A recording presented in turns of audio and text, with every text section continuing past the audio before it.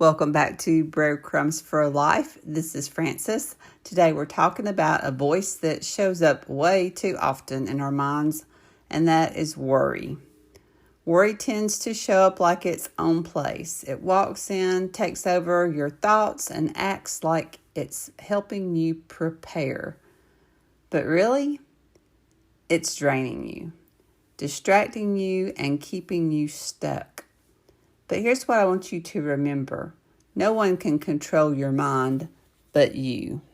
You have the power to say, not today. You have the choice to redirect your thoughts. You're not helpless in the face of worry.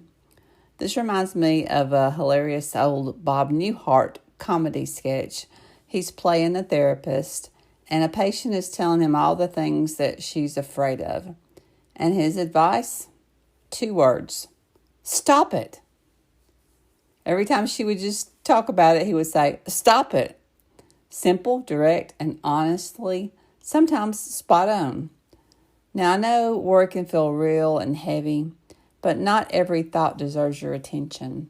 You can stop and breathe and decide what you're thinking is helpful or just fear dressed up like preparation. Here's something to try. When you feel worry start to spin, pause, say out loud, that's just worry talking, and then firmly tell yourself to stop it and gently replace it with a grounding truth or a calming action.